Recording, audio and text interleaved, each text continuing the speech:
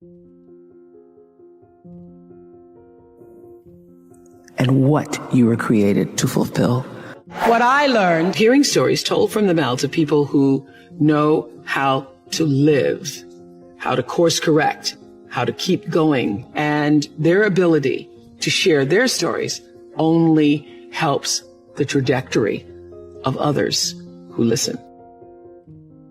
Because when I first started making money, and it was, my salary or my earnings were published all over the place. I mean, the first year I was like, really? Did I make that much money? Oh my God.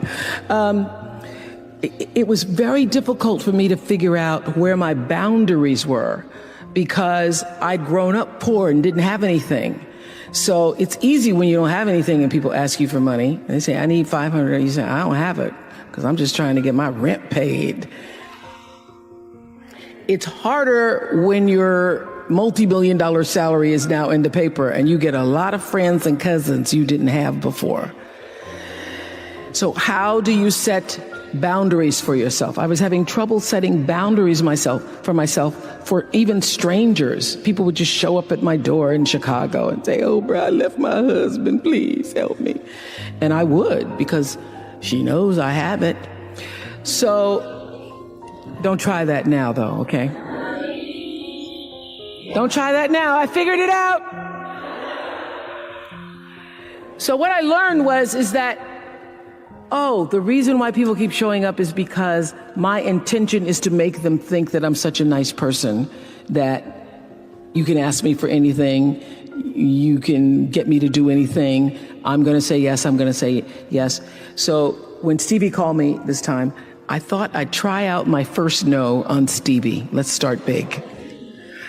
He wanted me to donate some money to a charity, and I didn't want to donate to the charity because I have my own charities and I care about a lot of people. But the problem is when you have money, everybody thinks you just want to give to everything. So every letter I ever get starts with, we know you love the children. Yes, I do love the children, but somebody else is going to have to help the children. So I said to Stevie, no. And as a person who has that disease to please, I was waiting for him then to say, I will never speak to you again. I will never call you. I will never sing a song for you.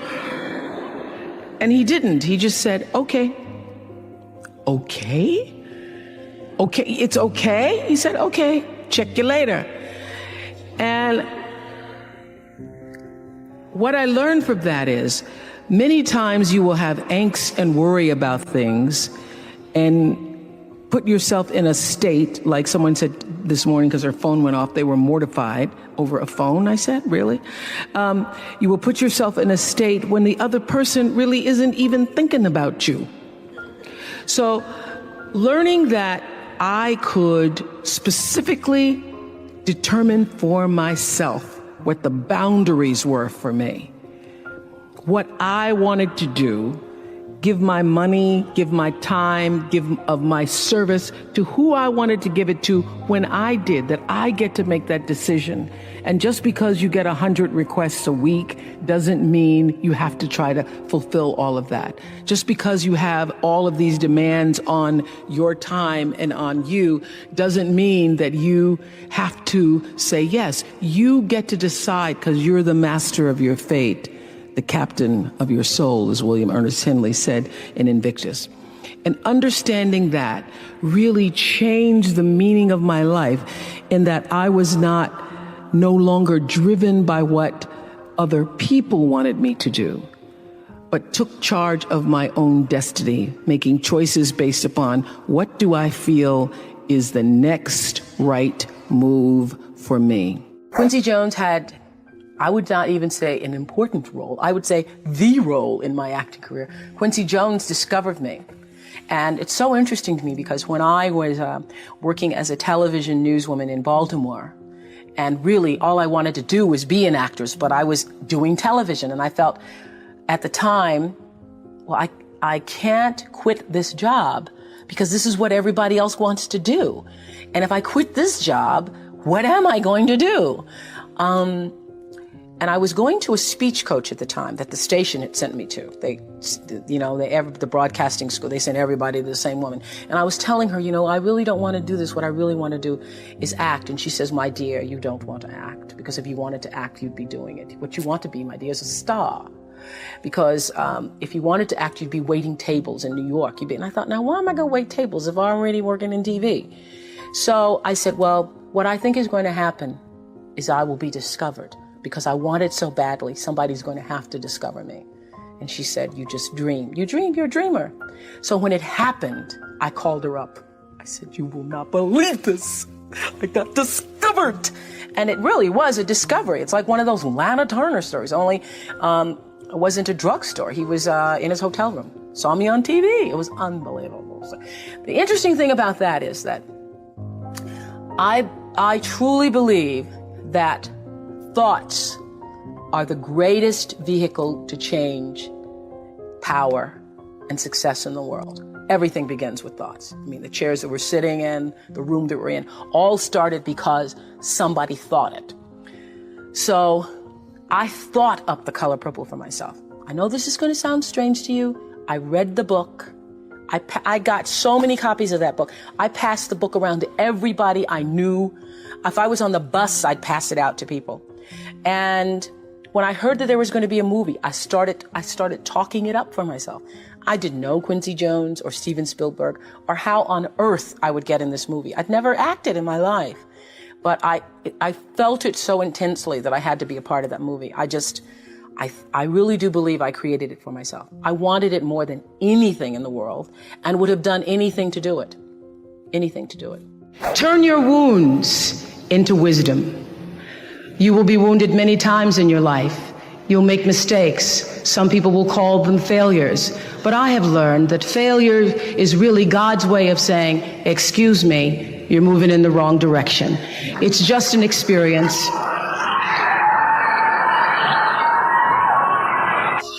Just an experience. Just an experience. I remember being taken off the air in Baltimore, being told that I was no longer being fit for television and that I could not anchor the news because I used to go out on the stories. And my own truth was, even though I'm not a weeper, I would cry for the people in the stories, and which really wasn't very effective as a news reporter, to be covering a fire and crying because the people lost their house.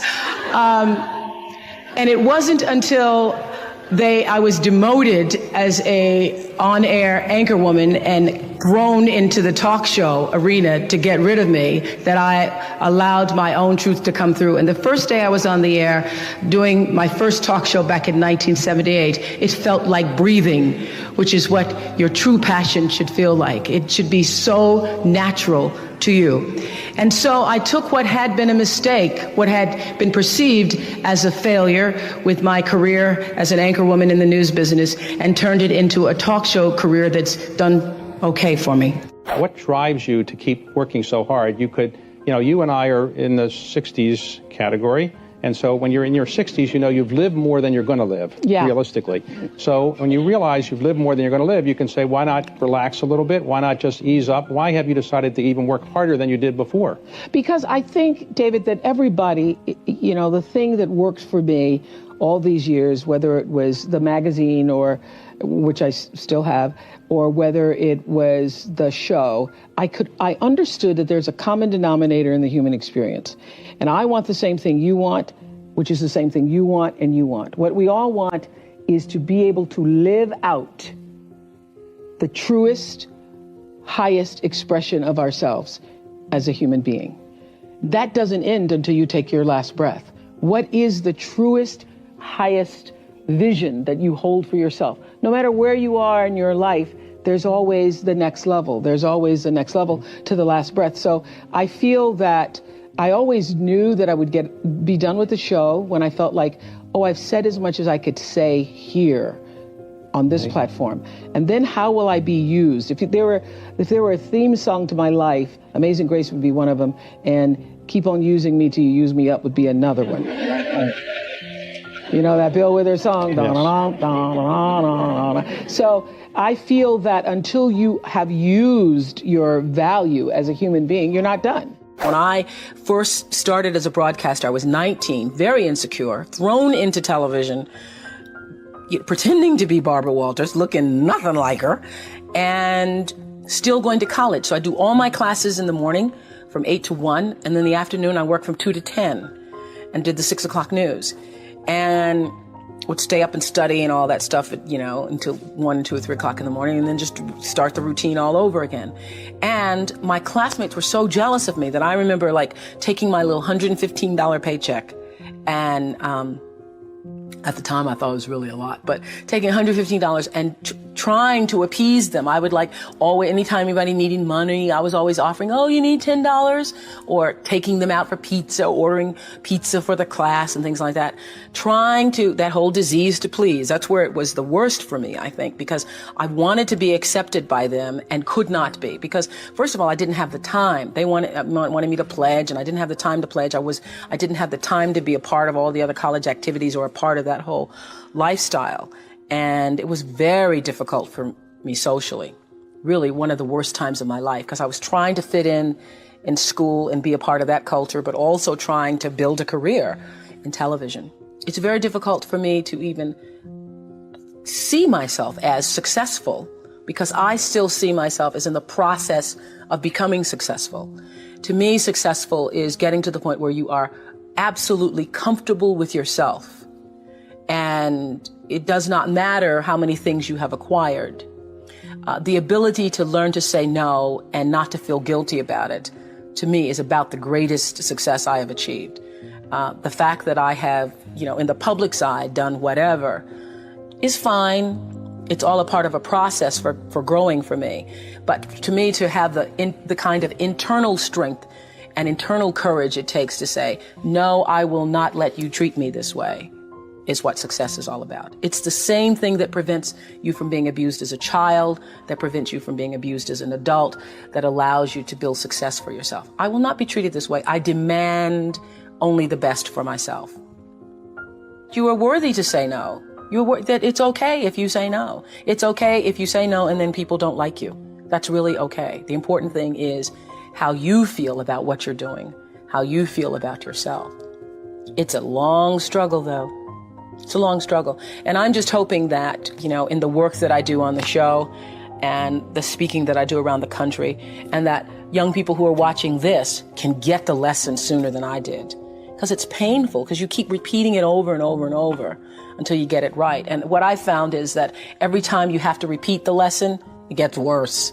Because I call it God trying to get your attention, the universe trying to get your attention. So we didn't get your attention the first time, so we're going to have to hit you a little harder this time. So I'm still doing it. I'm still learning. Create the highest, grandest vision possible for your life, because you become what you believe. When I was a little girl in Mississippi, growing up on the farm, only buckwheat as a role model, watching my grandmother boil clothes in a big iron pot through the screen door because we didn't have a washing machine and made everything we had. I watched her and realized somehow inside myself, in the spirit of myself, that although this was segregated Mississippi and I was colored and female, that my life could be bigger, greater than what I saw. I remember being 4 or 5 years old. I certainly couldn't articulate it, but it was a feeling, and a feeling that I allowed myself to follow. I allowed myself to follow because if you were to ask me what is the secret to my success, it is because I understand that there is a power greater than myself that rules my life. And in life,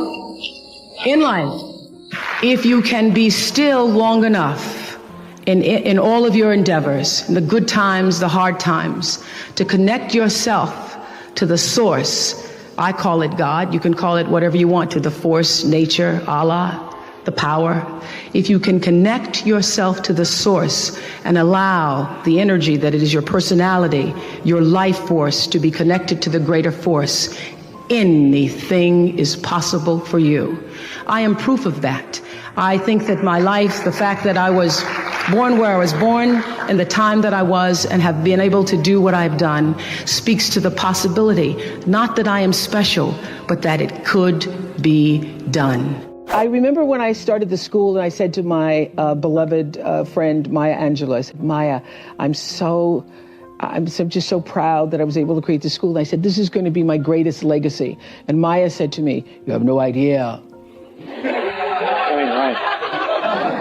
You have no idea what your legacy will be, she said to me, because your legacy is every life you've touched.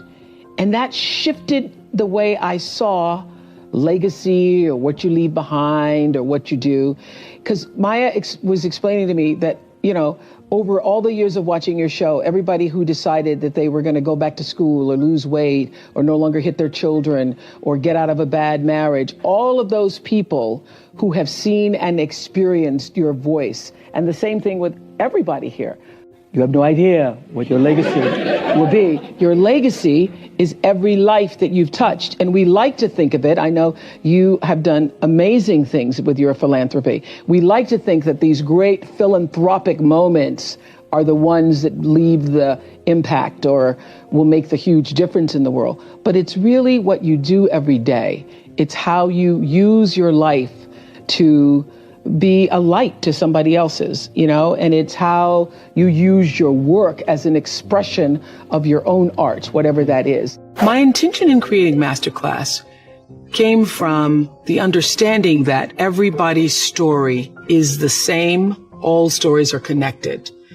And there is nothing that anyone who's living on earth has ever felt or known or experienced on a soul level that hasn't been felt or known or experienced by someone else.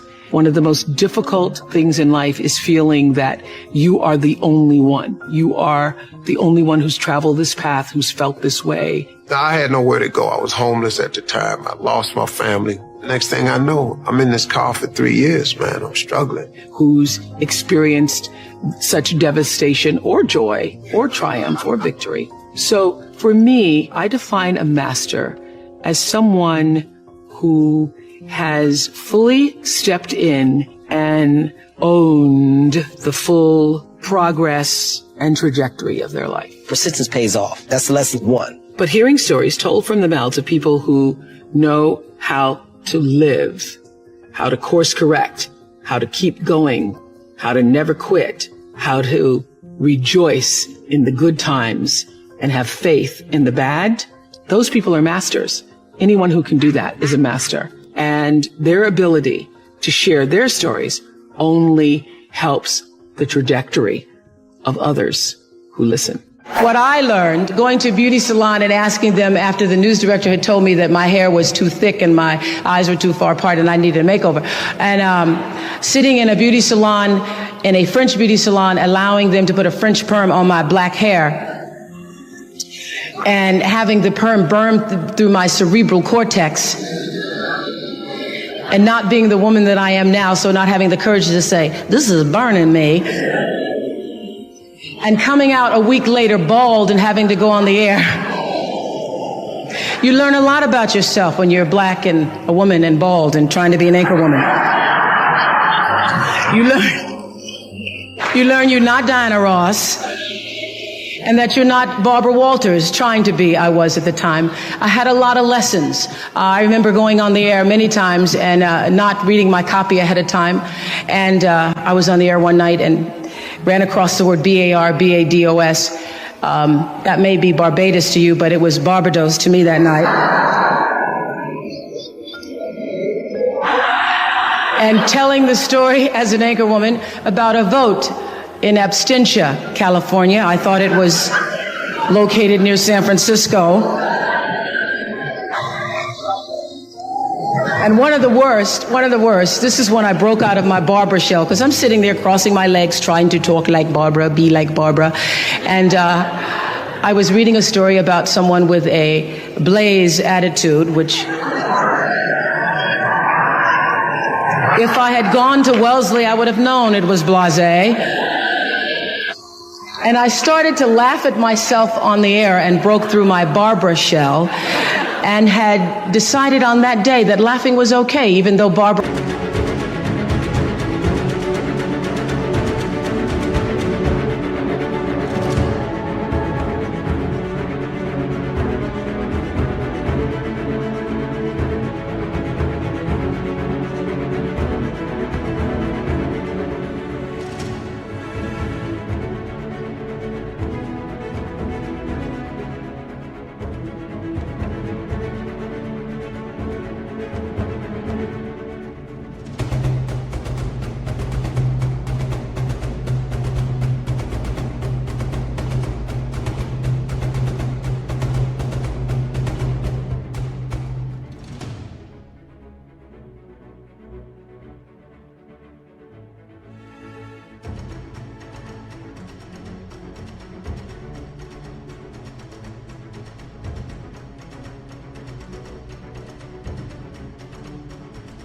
or hadn't at that time.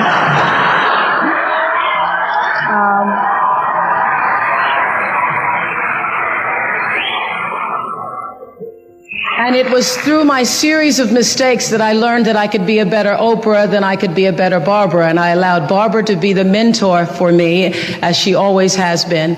And I decided then to try to pursue the idea of being myself. And I am just thrilled that I get paid so much every day for just being myself. But it was a lesson long in coming, recognizing that I had the instinct, that the inner voice that told me that you need to try to find a way to answer to your own truth was the voice I needed to be still and listen to.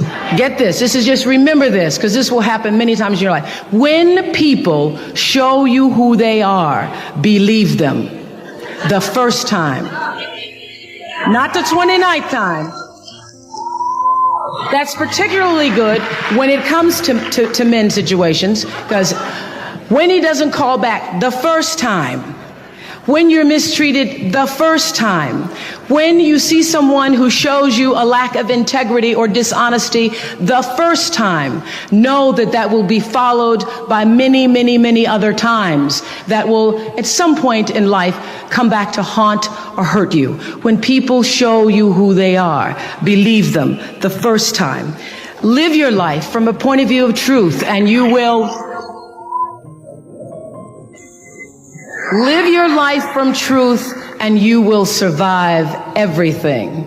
Everything. I believe even death. You will survive everything if you can live your life from a point of view of truth. Close your eyes for a moment, will you please? And breathe with me. Just close your eyes.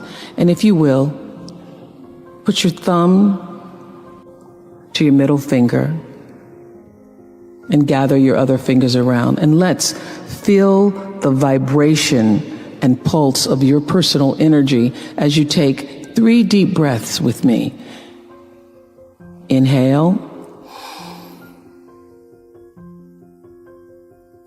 And as you exhale, just feel the vibration, energy, blood pulsating through your body, through you. And another inhale.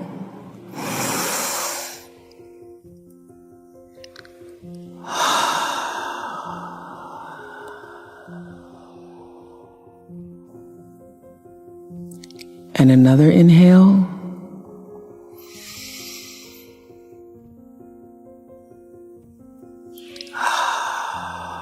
And keep your eyes closed.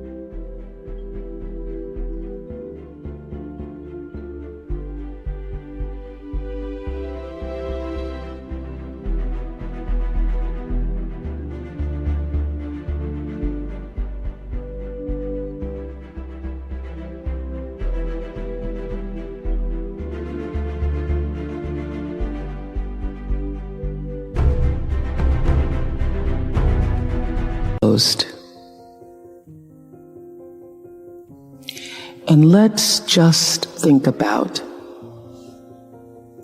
this day. This day that you have been graced to breathe in and out thousands of times. This day where many of those breaths were taken for granted. You just expected the next one to come. But the truth is, there's no guarantee that the next one comes. This day, how you started your day, what your thoughts were this morning, how you've carried yourself through this day, how you've been allowed to have encounters and experiences, some challenging, some more life-enhancing, that pushed you forward another day of being here on the planet Earth as a human being. Let's just think about that. After all you've been through, in this day alone, and the many days and years past, how you got here to this prestigious, esteemed university, the choices you made that have brought you to this day.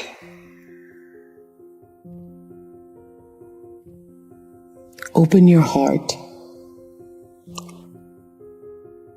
and quietly to yourself say the only prayer that's ever needed. Thank you. Thank you. Thank you. You're still here. And you get another chance this day to do better and be better. Another chance to become more of who you were created and what you were created to fulfill. Thank you.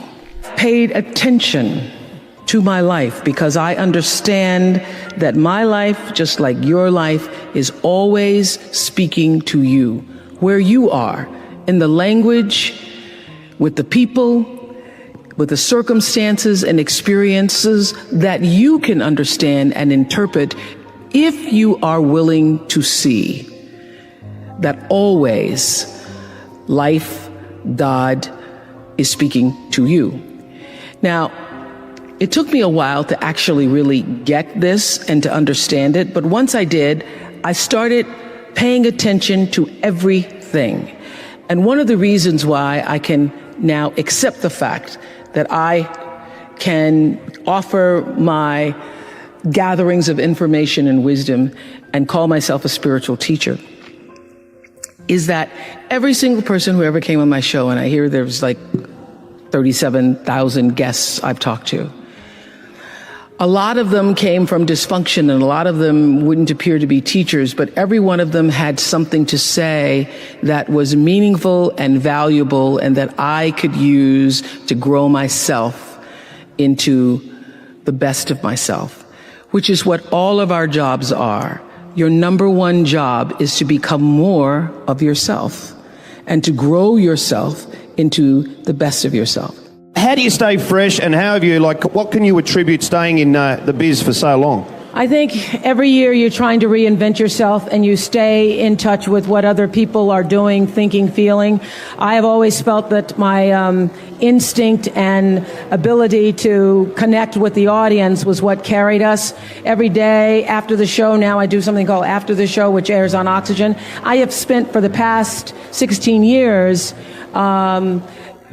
a half an hour, just talking to people. So my audience comes from a cross-section around the country, so I stay connected to what real people are thinking and doing and want and so forth. As I've grown older, I've learned to appreciate living in the moment, and I ask that you do too. I'm asking this graduating class, those of you here, I've asked all of my viewers in America and across the world to do this one thing. Keep a grateful journal. Every night, list 5 things that happened this day, in days to come, that you are grateful for. What it will begin to do is to change your perspective of your day and your life. I believe that if you can learn to focus on what you have, you will always see that the universe is abundant and you will have more. If you concentrate and focus in your life on what you don't have, you will never have enough. Be grateful. Keep a journal. You all are all over my journal tonight.